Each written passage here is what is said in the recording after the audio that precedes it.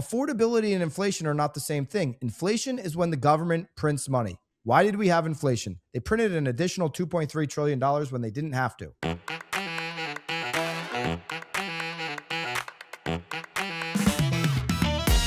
If you're not getting educated about local and national real estate market conditions, news coming out around jobs reports, CPI data, all the stuff the Fed looks at, and just understanding where the spring market is headed, you're doing yourself and your client base a disservice. This is the Knowledge Brokers podcast. I'm Tom Toole here with Lisa Chinatti coming in from beautiful Nashville and Byron Lazine. And we saw a jobs report this week, you two. We saw CPI data just come out today. Logan, Mohtashami, and Habib had some interesting comments about the housing market and what's going to happen, as well as a bipartisan bill that was almost unanimous. One of the more unusual things coming out of Washington today about housing. And earlier, I guess it was actually the end of last week on the 6th, a judge denied Compass's claim to stop Zillow's listing ban. We're going to talk about it all. Let's get into the jobs report first here. So, surprisingly strong jobs report. I mean, the numbers were, and Byron, you've been talking about how the economy's been ripping. I think you said that a couple of weeks ago. Non-farm payrolls rose by 130,000 and unemployment fell to 4.3%. The consensus from the Dow, the predictions were 55,000 jobs and a 4.4% unemployment rate. So jobs numbers coming in much higher than anticipated. Unemployment below where it was anticipated, which is certainly good stuff from a health of the economy standpoint. And consumer prices rose 2.4% annually in January, less than expected. It was down 0.3 of a percentage point from the previous month and the lowest since May of 2025. So good news here coming out of the measurements the Fed looks at. What does this mean? Byron, you're tuned into this stuff. Why don't you kind of lead off here? Every expert said at this point, a year ago, we were going to be walking down aisles with shelving empty. We were going to have a stock market in the tank. Stocks were going to zero. The economy was going to crumble. That's what every expert said a year ago. And quite the opposite is true. The stock market hits all-time highs, it feels like, every single week. Inflation is much lower. We're at 2.4% with a target of 2%. And if you were actually to use real-time data on shelter, it'd be less than 2%. And by the way, the 2% number is from some guy in New Zealand in the 1980s, made it up. I don't trust like somebody from New Zealand talking about the American economy. I feel like the American economy is probably a little bit more prominent on the world stage than anything New Zealand has ever done in their history. Sorry if you're from New Zealand. You're just not relevant when you're talking about the American economy. And a 1980 number of 2% is not relevant. The average on inflation in America has been 2.7%. And you got over 150 years of data on that. And we're at 2.4%. And the 2.4% is overstated. It's high because they're not using real-time shelter data. The majority of the CPI report is being driven by shelter. Shelter year over year, 3%. Shelter is not at 3%. Look at rentals. How do they come up with owner's equivalent rent? They survey 8,000 people who still have a telephone plugged into their wall. People who still have a telephone plugged into their wall as their main means of communication, I do not trust as forward-thinking people. I'm sorry. Their opinion is about as useful as the economists from New Zealand in the 1980s to me. And so all of this data is not accurate in terms of what we see today. Inflation is not the problem that has been stated. The experts were wrong, particularly the partisan experts. So inflation is cured. Now, a strong job market does not, if those numbers are right, and we've seen jobs get revised down years. Mm-hmm. So if those numbers are right, well, those two things are going to kind of wash each other out, and you're not going to see a huge lift, meaning rates going down. You're going to see a huge benefit of that on rates. But this whole inflation talk, let's stop wasting our time on it as a national economy as the problem to be worried about. Jerome Powell wants to hang on to it as long as he can, but it's not the issue of the day. it also is very different than affordability as a conversation. And it's also very different than price level as a conversation. Affordability and inflation are not the same thing. Inflation is when the government prints money. Why did we have inflation? They printed an additional $2.3 trillion when they didn't have to. When the only people who still believed in COVID were the baristas at Starbucks. And so we didn't need to print all that money. When the government prints money, you have inflation. That's what happened. Now it's under control. We're at a new price level. We're not going back to 2019 prices. I wish I bought every single house I possibly could have in 2011, 12, 13, 14, 15. I'm never going to see those prices again. We're not going back to what yesterday's prices were, unfortunately. And so inflation is cured. Doesn't mean things are affordable. Wage growth is, moving up more than inflation. You continue that trend, you'll see things become more affordable. And by the way, affordability on housing, the best it's been in 4 years. So throughout this real estate recession, all of a sudden we're at our best spot. Is it great? No. Do you need 100,000 plus to go and buy a median home today? Yeah, you do. That's why dual, income buyers are going to be in a better position than singles. I know it's Valentine's weekend. Sorry, singles out there, go find true love. You'll be in a better position to buy a house. That's just the reality of the market, and things are improving slowly. Tell us how you really feel. Exactly. Yeah. I mean, Lisa, what am I getting wrong? What am I missing here? I know when people take a partisan view of the economy, they want to go one extreme or the other with this. I just like looking at the data and saying, okay, the economy is kind of ripping. Now, the way the economy is set up, asset holders are going to benefit way more. You own equities right now, you own real estate, you're going to benefit way more than those that don't. So, there are winners and losers in this economy, no question about it. I'm not denying that. But what I'm saying is, inflation is not the problem, and it's not impacting this economy. It's not something we should be worried about. I don't disagree with you on that front. And correct, jobs data seemed strong. What are your thoughts on whether it's revised? It'll definitely be revised. We've seen a lot of 100%. that. What does Polymarket say? They're usually right. I mean, it's definitely going to be revised because we've seen what happens every year in August at Jackson Hole when the Fed goes on their retreat. They're like, oh, well, these numbers are off. And there's a lot of part-time jobs out there. There's a lot. You look at this jobs data, and I dug into the report here on CNBC. I mean, there was a couple segments that really did well, Lisa. There was 82,000 jobs in ambulatory healthcare services, hospitals, and nursing and residential care. Another 42,000 in social assistance, and then construction had 33. Those were the only ones with noticeable improvement. So those areas obviously are a lot of at-need jobs, but if you look at the rest of them, I mean, it's not as strong in some of these other places. I mean, that to me is one of the biggest takeaways here that you have to look at. Yeah, I think the other thing that's kind of noteworthy is that those were strong, but it didn't really solve much for those that have been out of work for a good chunk of time, right? And I think 1 month of good news, yeah, it's great. But if we look at last year, 2025, it was 4 months in a row where we were negative. Right? We basically didn't have any hiring in 25. Yeah. And so I think it's just, you got to be careful to think that all of a sudden January 2026 hits and all of a sudden something is vastly different and it's going to signal a totally different landscape. I don't think that's true. They just had an 860,000, I think it was, revision down from March 24 to March 25. So that's 10 months of the last administration, 2 months of the new administration.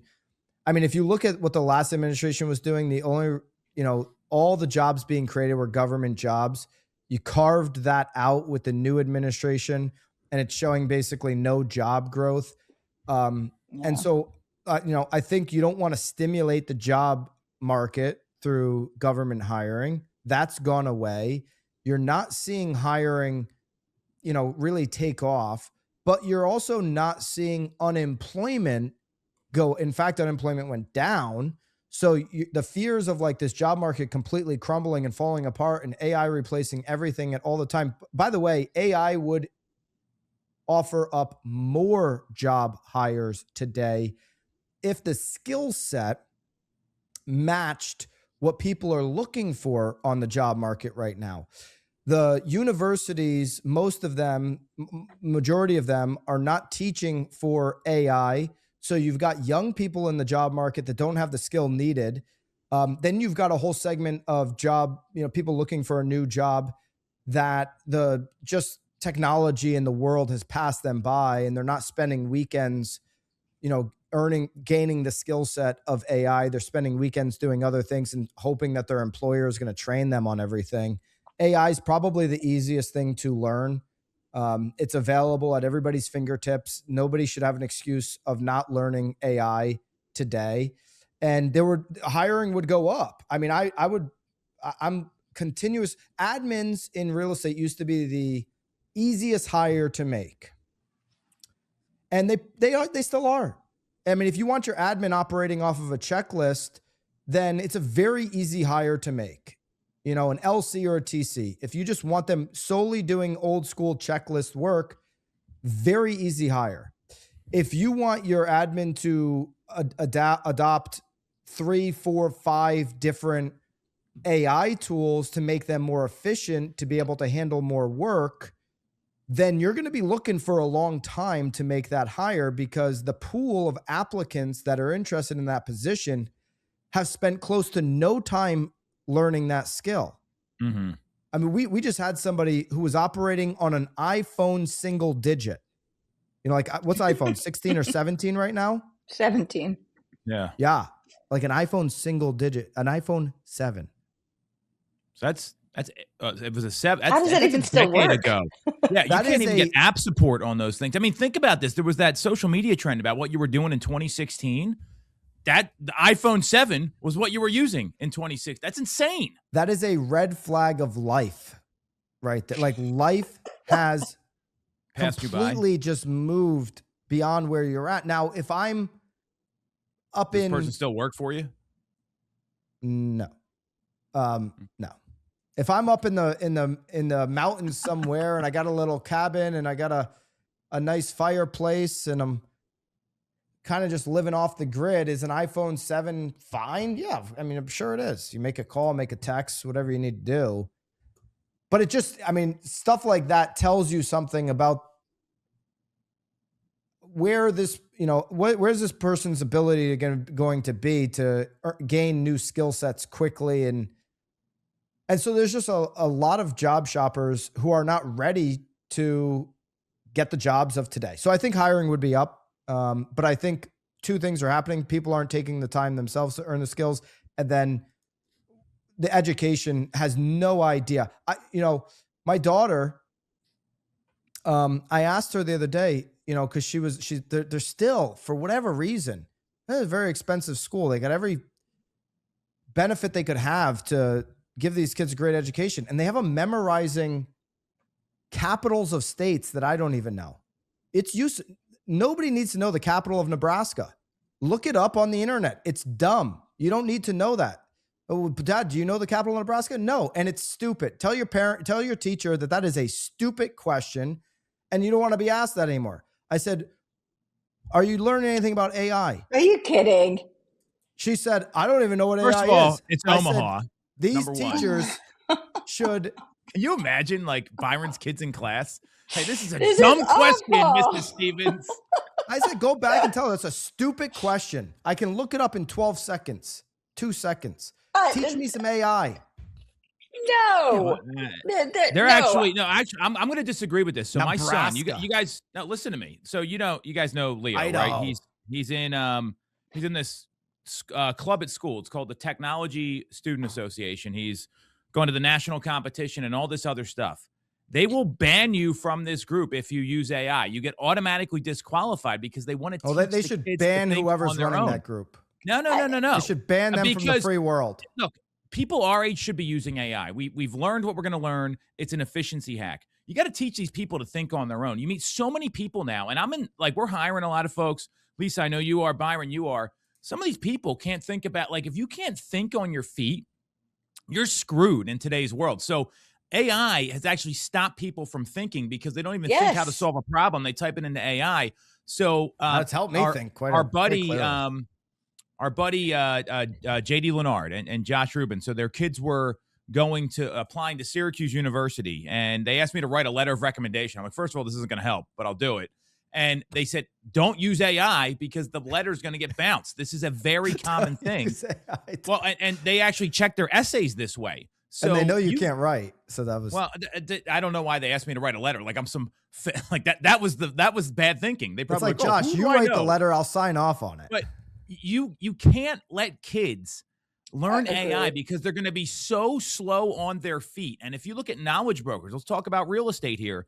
The agents that can't think, they're the ones that don't do any deals and let stuff fall apart instead of take a second, think through what their options are. AI is not going to teach you that. So I really disagree with what you're saying here, especially at the age that your daughters are when their mind is in a spot where they're absorbing a lot more information. All right, so we're talking about two extremes. MIT did, but let me give you also, just to put it into perspective, MIT here in Boston did a study, right? And they had 54 individuals from ages 18 to 39, and they divided them into 3 groups and asked them to write several SAT essays using ChatGPT, Google, or nothing at all. And then they hooked them up to EEGs to record their brain activity across 32 regions and found that of the 3 groups, the ChatGPT users had the lowest level of brain engagement and consistently underperformed at neuro-linguistic and behavioral levels over the course of several months. The AI users, the ChatGPT users, got lazier with each subsequent essay, often resorting to simply copying and pasting by the end. And there was so much more research over it. So I was in a class in college, and this happened. It's funny you mentioned the copy and pasting because it was an international business class, and the guy had a Russian accent. So all these people thought he was dumb, which was insane. And so I go work on the paper and the assignment with a friend of mine. We were in a lot of the same classes. Group work's pretty normal. And everyone else copied and pasted the same thing. And he got into this lecture hall and said, you all fail, except like you 8 people over here that actually did. I got a B. I was like, all right, cool. Like, I'm out. See you later, losers. But this is what happens. It creates lazy people that don't think. So you got to be very careful putting AI into the hands of people that are learning what they want to do in life and how they want to do it. I totally disagree with you here, Byron. Yeah. And more than that, they've got to be able to understand that, AI is not always correct, right? And if we've got people who don't have the critical thinking skills to be able to understand it and be able to identify when things are just like blatantly wrong, and we've got people relying on this who are helping consumers navigate the biggest transaction of their life, and all of a sudden they don't have the ability to calculate a cap rate on their own, and they tell a consumer it's a great investment, it's got a double-digit cap rate, because some AI tool decided to miscalculate it. It's so dangerous. So dangerous. All right, we're talking about 2 extremes. We're talking about people doing. How about everything. Jobs? You want to talk about jobs? We're talking about everything all on AI, or we're talking about the dumbest thing any teacher could teach today, which is a memorization skill. Absolutely not. The capital of North Dakota is an irrelevant skill. Memorization skills are relevant. Memorization is totally relevant. Are you kidding me? Think about a script for a listing appointment. I know this thing. I have it memorized. I can give it to you right now on the podcast with nothing in front of me. That's a skill that has made me millions of dollars. So I totally agree. Teaching foundational study skills. It's a foundational study skill, though. How can you expect your kids to keep advancing in education and advancing in their own skill set if they don't even know the foundational skills of how to study? And so it's not necessarily about the capital of the state, but we've got to teach kids how to actually build the skill to study and to learn. They're not popped out of the womb knowing how to study and learn. My kids were. Byron is so silent all of a sudden. His facial expression for people watching it on YouTube. Well, we're going to go. We'll go round and round. See what the comments say.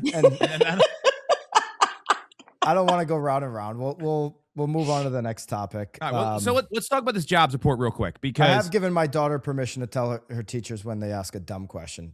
That's a dumb question. Let's move on to something relevant. All right. Can we get this recorded? I would love to see this. She won't do it. The jobs, everything we're talking about here, though, about these jobs reports and the CPI data, there there was a panel that just happened this week. It had Logan Mohtashami and Barry Habib. Both have been on Knowledge Brokers, by the way. I mean, this is incredible. We get all the Friends of guests the here. pod.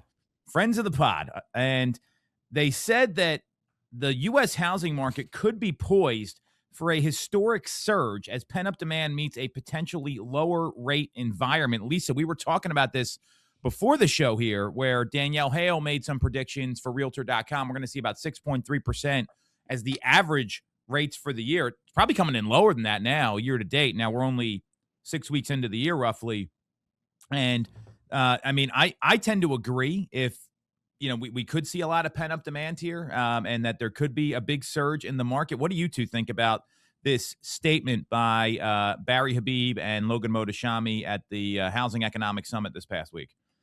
I mean, I think we're already seeing it. I think if you're not already seeing it, maybe you need to look a little bit deeper. I know one of the things we've kind of chatted about here, Tom, maybe less you, but me and Byron this morning, actually, you missed our accountability call I this did. morning, but Byron and I hopped on. And one of the things that we both said is that I think our numbers year to date could have been substantially higher if not for the snow, which has kept Agree. inventory crazy low.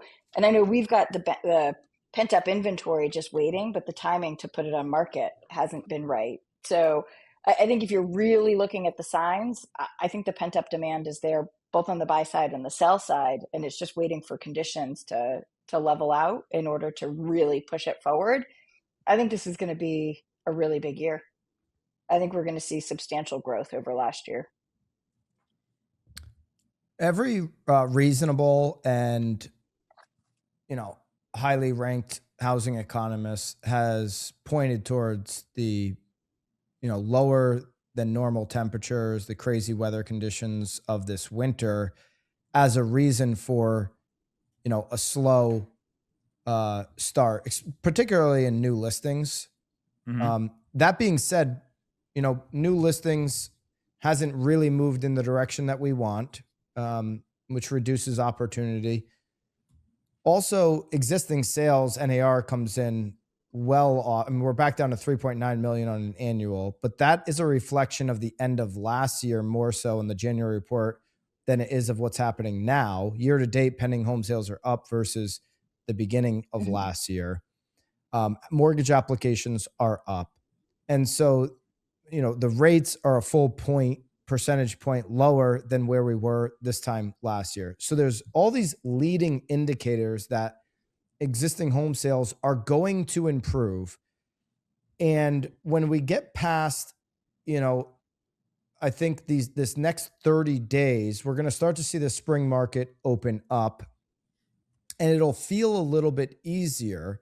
I think it's going to feel like it really opens up for those that have been doing the work in quarter four, doing the work now. You know, it was easy to sell homes in 2021. Anybody could, when it's 2% and 3% rates, it's pretty easy to do. I mean, for all the knowledge brokers listening that have been putting up numbers these last 3 years, you know, that's impressive. When you're doing in a real estate recession, you're increasing profits, you know, you're increasing your numbers, or you're, you know, just putting up the numbers and still in the game right now. That's impressive. And I think it will feel a little bit easier for you because you've been putting in the hard work as we get into the spring. When you look at the totality of this year, you know, January starts with existing home sales down. It's going to feel a la Lance Lambert, another friend of the pod, a lot like last year. You're not going to have a huge bump up. I know, Lisa, you're a little bit more bullish on the rates than maybe I am. Mm-hmm. I don't think you're going to have this huge step up in the market, but we're starting to see conditions where we're on the upswing. It'll be a step up. It's not going to feel maybe all that life-changing, though. I think it will later in the year. I don't think it does yet, but if you look at all the kind of leading indicators, at least here in my market, looking at the trends over the past 5 years, there's a lot to really celebrate that's shaking out that could be super impactful. So inventory sitting on the market, higher than, for us in Massachusetts, for single family homes, higher than any other year in the past 5 years, right? Average price of homes sitting on the market is down for the third year in a row. That's a big win.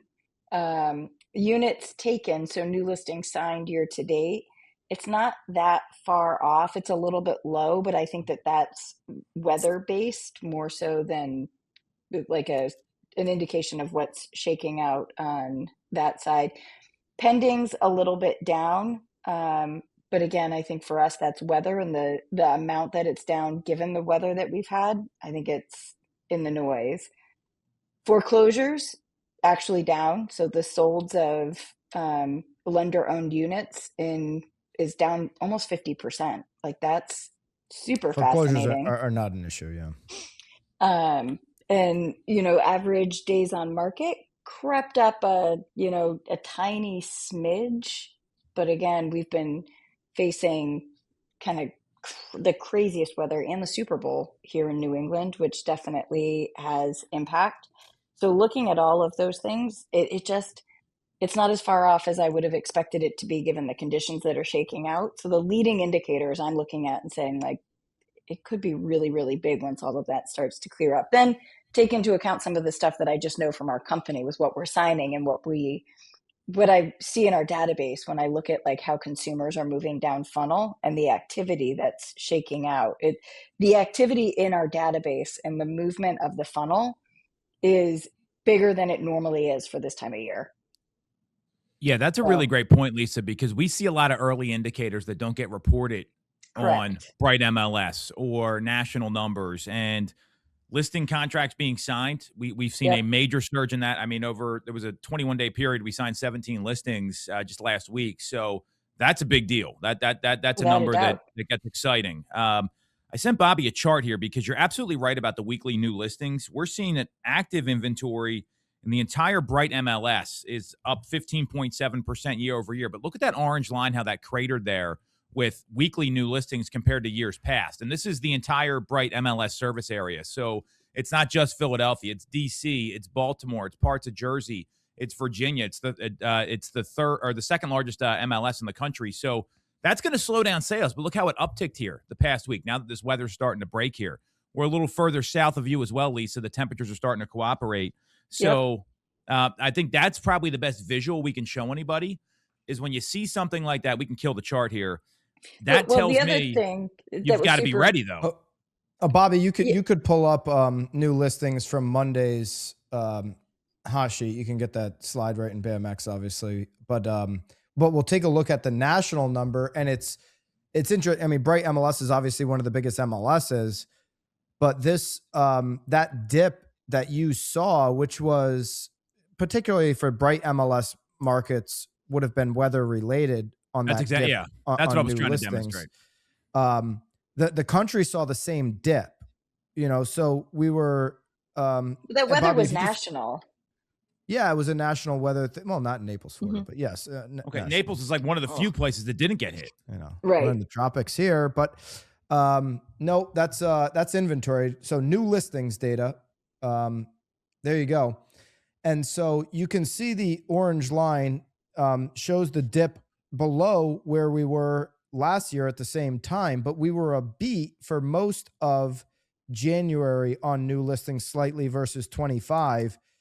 And then here, these last 2 weeks have been a miss on new listings. So if this catches up, we're coming into the next 4 or 5 months where new listings are going to do nothing but improve week over week over week. So we're just naturally in the season where we're going to see more opportunity.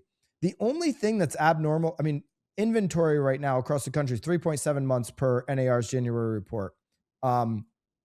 Inventory levels, I think this spring will hit pre-pandemic. We're just under pre-pandemic on national inventory. Some markets obviously are experiencing more inventory when you look at the Sunbelt states. The only real thing that's abnormal is the number of transactions, and that's being suppressed by where the interest rate is. As that rate comes down, you will see transactions start to move back up to a normal range, 5 million plus, would be much more normal on existing home sales than sub 4 million.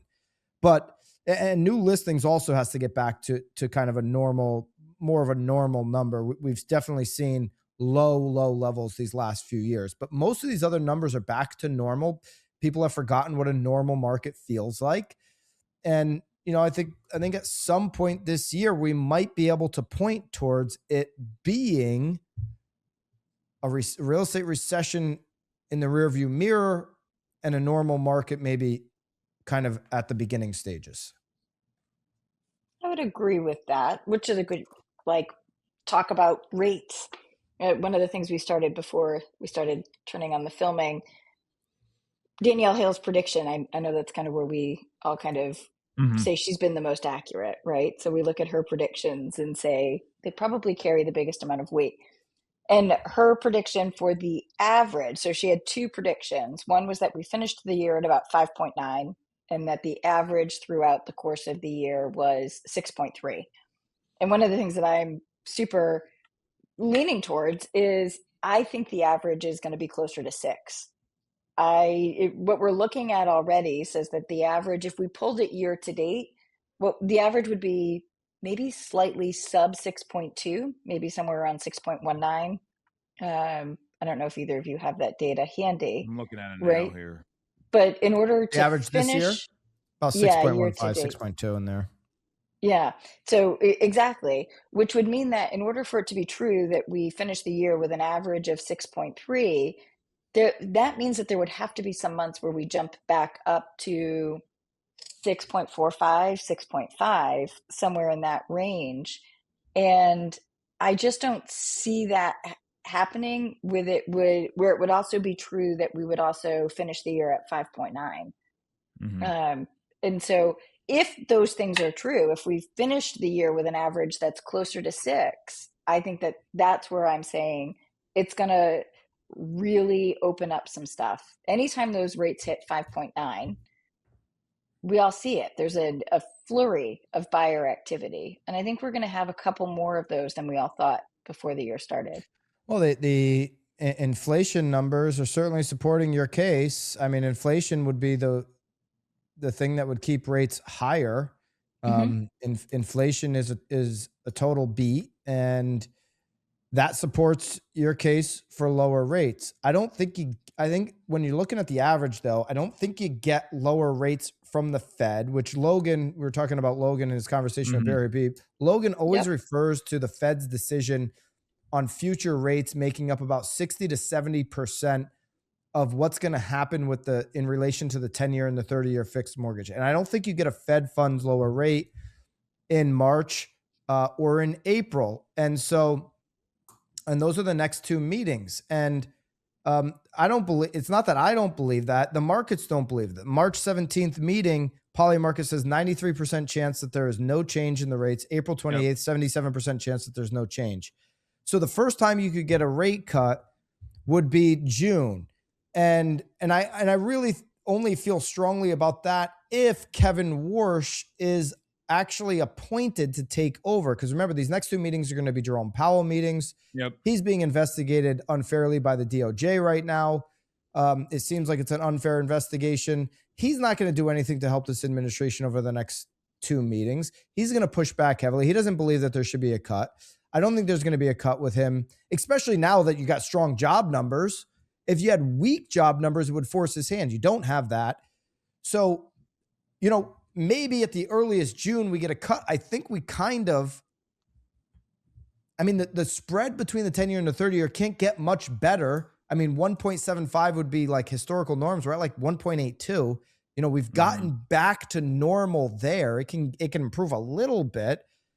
So, I don't know that we get to like enough time. Maybe the second half of the year, to Lisa's point, we're just going to be averaging like 5.85 and 5.9, and it gets us there. Correct. And that's what would have to happen. It's possible. Imagine that if you have a spring where you're operating in the low sixes, there are people qualifying right now with depending on their individual financial situation that are getting 5.9 and depending on the product. I've seen even less.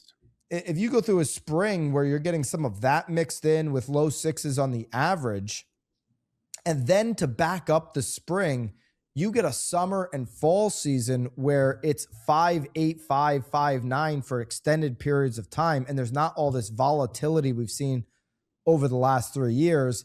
And there's a beat on Danielle Hale's projection, which Lisa is leaning into. That's going to be really meaningful for existing home sales. And that's where you could see FHA's number of, like, they were projecting at one time 9-10% increase on existing home sales, where we have some months in the spring and the summer that start supporting that type of growth. Yeah, I mean, that would be fantastic. I'd be right here rooting for that the entire way. And I think, those of us that are in position, how are you in position to take advantage of a market like that? Here's how you get in position. Here's how you are in position today. You have a database full of leads. You have invested in lead flow to some degree, one way or the other. You have acquired customers who are shopping over the next 60, 90, 120 days. That's how you're in position to take advantage of a market shift up. You're not like, oh, if the market changes, I hope I get a referral out of it. No, I mean, that's how you go from 8 deals to 9 in a year. Whoop-de-doo. How do you actually substantially take your business up 20, 30% in a year? You have lead flow, opportunity, marketing. That's going to really be, those that are in position to take advantage are the ones that are investing in leads right now. A lot of different ways to invest in leads. Outbound activity, phone calls, conversations, everything we talk about constantly on the pod here, Byron. You're absolutely right. So speaking of, we got a couple other things to hit on here before we wrap. We've got this bipartisan House bill. This is please remember, we're in a midterm election cycle. So on Monday, the U.S. House of Representatives passed a sweeping housing affordability package. Listen to this vote. This is incredible to me. 390 to 9. Like, that never happens. It's usually like just along party lines. They're calling it the Housing for the 21st Century Act. And the bill aims to increase housing supply. Byron, I know you talked about this on the hot sheet. They talked about a couple targeted areas: zoning and permitting relief, which we've talked about here, that would go a long way to actually bring affordable housing to the marketplace, especially in places like the Northeast, where we all do business, where there's a lot of very aggressive zoning codes in place. Home Reform Act updates. So that would be the first major overhaul of the Home Investment Partnerships Program, cutting delayed ties to some of these duplicative federal reviews. Exemptions within the Home Act.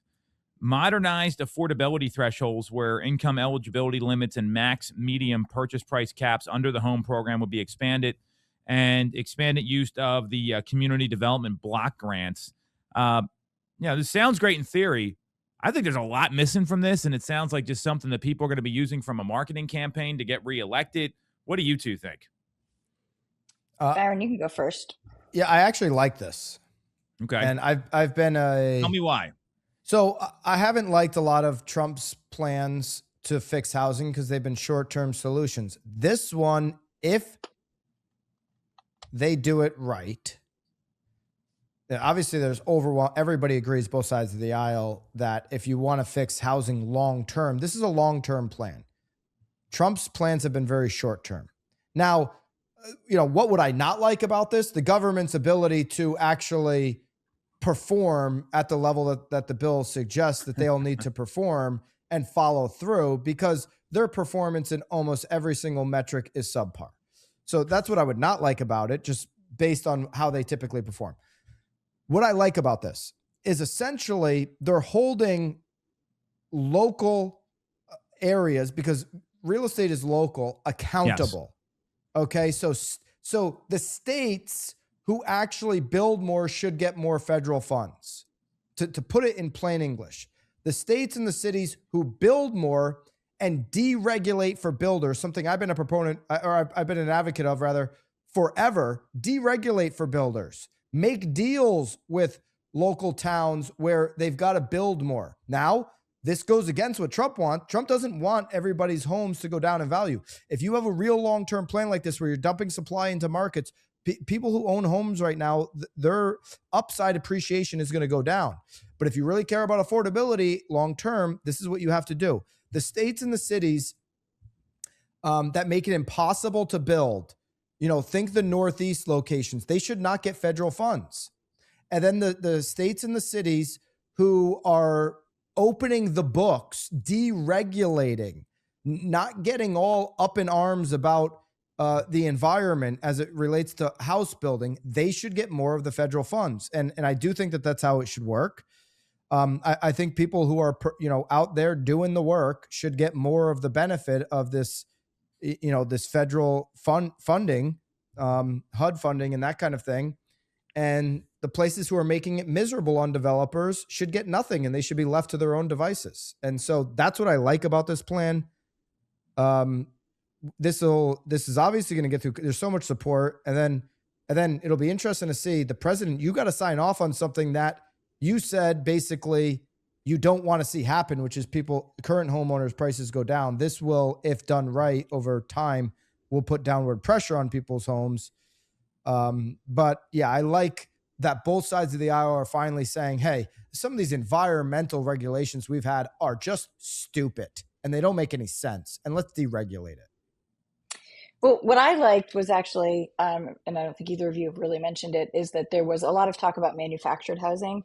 And I think manufactured housing across the board gets a really bad rap, right? I think that there's a lot of, what's the word I want to use?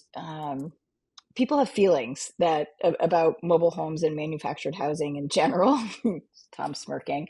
But this is something I've been on my social media this week. I had a conversation with my 21-year-old daughter who told me that she feels like affordability is, not just a problem because affordability is tough, which I agree with, but that she will be in a position where she's forced to buy her words, worse home, right?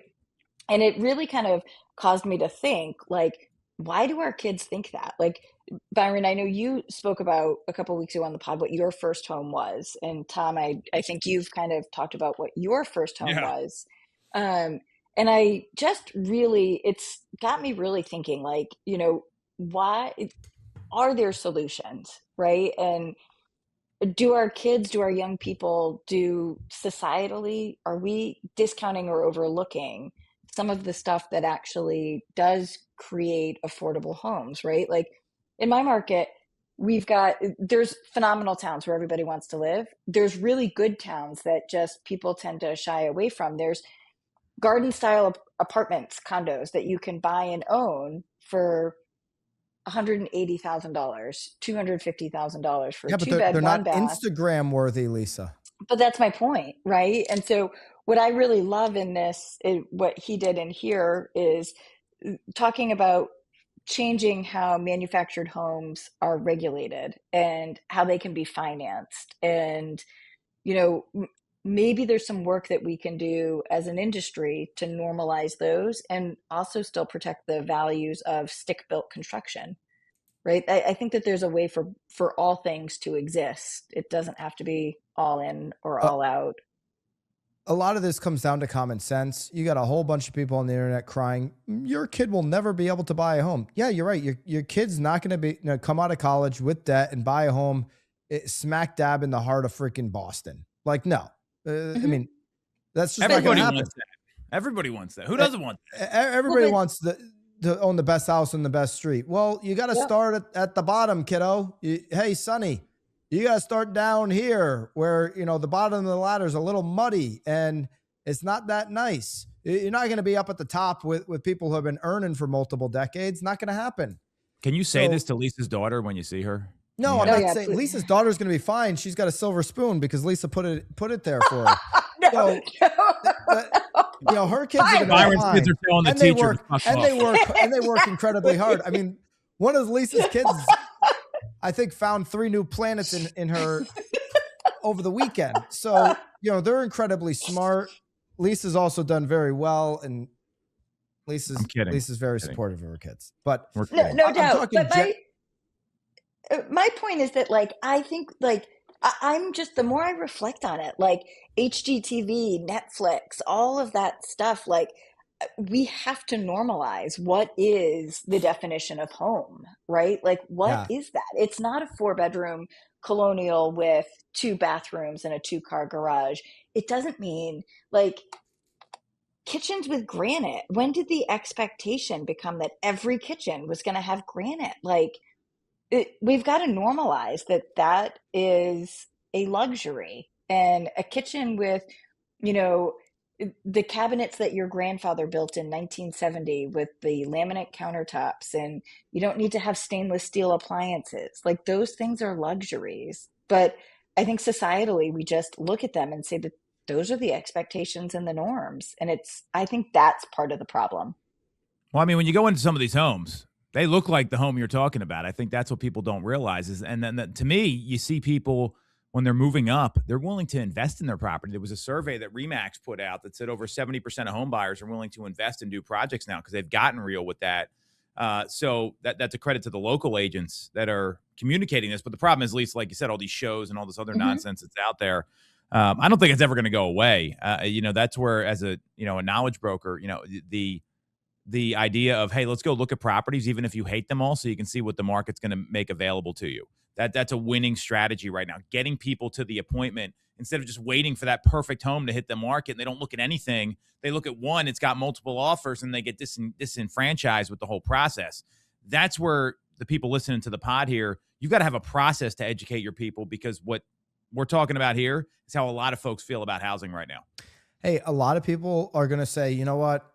I would rather take the short-term satisfaction, the dopamine hit of having a much nicer place, because rents offer much nicer places relative to the cost of home buying. Hey, I want to be in a better location in, say, Austin. I want to be in a much nicer place because right now I want that satisfaction. Okay, that's renting, and I want the satisfaction of offsetting the work. Somebody who's grinding it out, who's delaying gratification 10 years down the road, is willing to buy that crappy condo, which doesn't have granite. And, they're going to be painting it on the weekends, and they're going to be watching YouTube or ChatGPTing how to fix things and getting their hands dirty. And it's going to be a lot of work. And they're delaying the gratification of, like, okay, that really nice location and that really nice house, they're earning it. Anyone who tries to pull something forward too early, and they're going to be like, it feels unaffordable. You've overextended yourself. You pulled forward what yet you don't deserve because you haven't worked for it. But everybody feels like they deserve the nicest things in the best location right now. And they don't if they haven't earned it. Yeah, no, it's just, it's such a big discussion, right? Like, it's houses, it's cars, it's how many people do you see starting off? Like, my first car was a, a used Subaru station wagon that was like 10 Yeah. years old when I I bought had it, right? I had a Honda Accord with 200,000 miles on it. Then when I got started in real estate, I had a white Ford Taurus. It looked like a rental car, but it was clean, and it got me to show up places. So nothing would be better than seeing Lisa pull up in a Subaru. Oh, no, it would have been the black very, minivan very that appropriate. I drove. Oh, man. I have no comments. All right, But so it's just, we got it's one more across thing the to. board. Oh, yeah. What else do Well, we have? I think that the message here, Lisa, I like what you're saying, that you got to really normalize what's going on, and you got to do that as an agent every day. I mean, that's where the education process is so important, because how many times have you guys talked to a buyer and they think they're going to get one thing and they buy something totally different? It happens constantly because you have to show the options, and there's a professional way to do that. So we got one more story here I wanted to hit on, Byron. I know you broke this down as well. It's this ruling that came down on February 6th. It was a federal judge that gave Compass what they are calling an early setback in the antitrust fight with Zillow. And it cleared the way for Zillow to keep enforcing its private listings ban while the case moves forward. The court denied Compass's preliminary injunction that would have paused the Zillow listing access standards. The court found no evidence of collusion or monopoly power.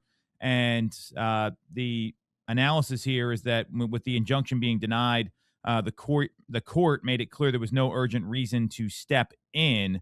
I think this is just going to keep going here. I don't think. I mean, it's a minor setback, but this is probably going to go pretty far here. So, what do you guys think about this? I mean, not good for Compass in their case, obviously. I'm just curious how far this is going to go till we get some clarity on this. So, I mean, go ahead, Lisa. Oh, I was going to say, I mean, I don't necessarily think that anybody should be surprised by it. And I think while it will go on, no doubt, I think it's part of a strategy to use litigation in a way to maybe to get this in front of consumers more so than it is to really pause anything. But I think people need to pay attention to what the judge says, which is she doesn't see the likelihood that Compass is going to be able to prove any of this. Right. And that's the big side. And I think people just have to kind of question, like, why is it happening? What's the real intent behind the filing of the litigation besides just to burn money? Yeah, if you're not taking an objective view of what's going on, it's easy to fall into the trap of, oh yeah, let me ride the train on social for clicks. That Zillow's a monopoly. I've been telling everybody the entire time, it is ludicrous to try to build a case that Zillow is a monopoly. When every single person listening to this pod, every single agent in real estate and their broker and their team leader and their manager has their own IDX feed going to their own .com. I mean, this might be one of the most competitive spaces I've ever seen in any industry. The competition over traffic for home shoppers is everywhere. There are hundreds of thousands of .coms being fed by IDX. Yeah. And that's basically what Zillow is. It's a big IDX feed. Now, calling them a monopoly because they've figured out how to build the most recognizable brand in that space. No, those are two different things. Yeah. You can't punish somebody for building the biggest brand. Just because when people think of brown soda, they think of Coca-Cola, doesn't mean Coca-Cola has a monopoly. They've built that brand. Okay. Now you're going to have the Pepsis of the world that are going to be able to offer a different flavor. And there's tons of sodas out there now. There's healthy sodas, all these different types of things. There's way more real estate websites. I said it from the start. This is it's just dumb to say that there's a monopoly going on. And I think this is an early sign that this case is going to go probably one direction. Now, I think Compass is just in a very interesting position. I don't think the case is going to head in a direction that benefits them. And I do not believe the politics of 2026 are going to support, the private networks either. If Congress gets a hold of that some buyers are not aware of all properties, that will not go well for Compass. So I just think the timing right now on Compass's fight is starting to get stacked against them. And I'm just taking an objective view. You want to come at me in the comments with your emotional opinion about it? Go ahead. But you can't look at this objectively and say that Zillow is a monopoly, and you can't look at it objectively and say things are going well right now. I know that a lot of people fear-based and whatever, but that's what I'm seeing. Yeah, I mean, you look at homes.com, right? They took a shot at Zillow. Now, they lost, but they spent billions of dollars on this. So, obviously, they didn't think they were a monopoly because they wouldn't have tried to break it up. Andy Florence is a smart guy.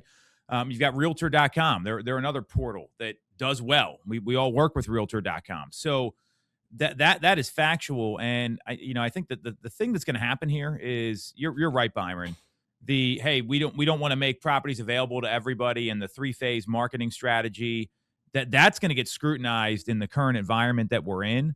And there is buyer frustration around that. I mean, what did we talk about on the show? Affordability, access to inventory. These are hot button issues for a lot of people. So I tend to agree with you there. And it's, I just think this is going to continue to go down a certain path. I mean, it's not good for Compass to have this ruling. That's for sure. By the way, go ahead, Lisa. I was going to say, it's just so ironic that the accusation is that it's anti-competitive, but if you just They listen have the to what three-phase Tom marketing just strategy that hides listings from the rest of the marketplace and only goes out to Compass people, but that's not anti-competitive. Like, what are we right. talking about here? It was ironic, like listening to you say that when that was what we were just talking about. I think the other thing to point out, how many consumers do you know that only have a login to just Zillow and don't visit at least one or two other IDX sites, whether it's realtor.com or an agent site or something else? No consumer is just on Zillow these days. It's not a factual statement. No, definitely not. And a good agents, if they get them on Zillow, they're putting them on an e-alert and a property drip, and they're sending them prop. Like the whole thing just doesn't make a lot of sense. Right. What do you guys have any thoughts on Zillow's stock in the last 12 months is down 45%. It's down to $43. Yeah. But this isn't just Zillow. This is all real estate stocks. You have CoStar, which is down over the past year, 38% over the past 12 months. Compass stock obviously seen the big rise. So for the past year, Compass is still performing well. They're up 37%. But obviously last month with all real estate stocks getting pulled down, they're down 14%, post-transaction here. You have stocks like Real Brokerage, who were kind of the belle of the ball for a little while there. Now for the year, down 47%. Over the last 5 years, everybody who's bragging about their Real Brokerage stock has gained a whopping 17% over a 5-year journey. And that's not different. That's not picking on Real. If you look at EXP, down 29% over the last year. And by the way, if you held EXP the last 5 years, you're down 90%. Oh, I get all this free stock from EXP. Really? Cool. You're not talking about Tesla stock here. You're down 90% for the last 5 years. So all these stocks in real estate, we've been in a real estate recession, have really taken a bath. I saw a comment on Hot Sheet was like, real estate, why would you invest in real estate stocks? Well, you're in real estate. Do you think that there are going to be any winners? You got the big companies, CoStar and Zillow right now trading at a massive discount. You got the brokerages. Everybody waves their flag about how great their brokerage is. Are you buying the stock? Do you see opportunity upside? Are you guys seeing in the residential side, Remax, Tom, is over the last year down 30%. If you've owned it over the last 5 years, it's down 80%. So are you guys seeing any opportunities with this sell-off of residential real estate stocks? Probably if it bounces back. I mean, but buy low, sell high. Is that a good strategy, guys? I like that. I bought in this past week to some more Zillow at 40 something bucks here. I'm gonna buy CoStar. That's not financial advice, but those two companies, they're at least gonna financially engineer earnings statements in the future to support a bump in the stock. And I don't love investing in things I don't know. I was just curious if you guys were watching this because there's a lot of conversation around it this past week. I haven't been as closely. I've been paying attention to my Prologis stock, which I picked for our, winners. I'm up 7%. I'm trying to sell houses, guys. I mean, unheard of focus in real estate. You actually work on selling houses. Spend some of that money, invest some of it in the market. I usually do, I'm not the most, I mean, you're paying a lot more attention than I am, but this is good advice for people, is that I have a financial advisor. I tell him, hey, here's what I'm thinking. He gives me advice. I mean, that I'm not trying to overthink it here, and we've done well over time, and that's my strategy. Get someone that knows what they're talking about. I mean, I'm with you. The majority of my investments is going through the advisor, and I'm not telling anyone to go YOLO on CoStar or Zillow stock. I mean, I'm taking, I have a little, kind of my account that I play with that's outside the financial advisor. And, I'm looking at those two as potential bargains right now. But there's a lot of brokerage. I know from a lot of brokerage execs where it's like, boy, our agents are like, what is going on with our stock? Well, you've been bragging for so long that you were getting all this free stock. You know what's happened with these particular companies that hand out all the stock, like EXP down 90% in the last 5 years, is the rev share, the 8 to 10% of agents that get rev share, they've put such a stress on the company's revenue that they have to dilute the stock so much to continue to generate, and they're in this never-ending chase, obviously, for bodies, and they're just continuing to dilute the stock, which is why you haven't seen growth in those stocks. It's not just the real estate recession. And so, I think you should brag about your real estate portfolio and your because it's been driven by your real estate business, not because some company's giving you some free stock of a company that's just, that the share is just completely going in the toilet, the valuation rather. I mean, you said free. You kind of get what you pay for sometimes, Byron, right? I mean, that's one way to look at it. And it's interesting you talk about this because there was a very strong agent in our market, been doing it 30 some years. They had a conversation with one of these cloud-based brokerages from someone else that just recently moved over, and they were trying to recruit him to the downline in the whole game. And it was funny. He calls me up, and this is a very good friend of mine. He goes, I was on this call, and there was no talk of selling houses and bringing in revenue. It was about everything else to do it. And that really demonstrates your point that it's a press on like body count and other things that don't actually bring in revenue to a real estate business. I think the first of the big companies that do rev share to say, you know what, we're going to change the game here and not give out as much rev share. Their stocks are going to benefit. And it'll be interesting. LPT is going to obviously go public this year, and they're not aggressive on their rev share because of that. And so I don't know. I think some of these companies are gonna have to adjust and change the rev share model, because you really have a top portion of rev share earners that are winning in those companies, and it's impacting the stock for all shareholders to such a degree. And you'll start to see activists, that they're either going to keep dumping off their stock. You've seen that in some of these companies, or they're going to put so much pressure on these companies where it's like, you need to change the rev share model so that this company's financially stable moving forward. But there's opportunities out there. I tend to like the bigger opportunities, like CoStar's not going anywhere. Yeah. I got real estate $3 a couple of years ago. That was a good one. Now that they got sold, that's you did good on that. That was my big play. All right, boys, I gotta go. Yeah, enjoy. Go to do some honky tonking. And is that what they do in Nashville? A little honky tonk. No We've all been to Nashville. I've been there with you guys. What are you talking about? Yeah, I know. Shout out to Gary Ash. All right, see you guys. Have a good weekend, everybody.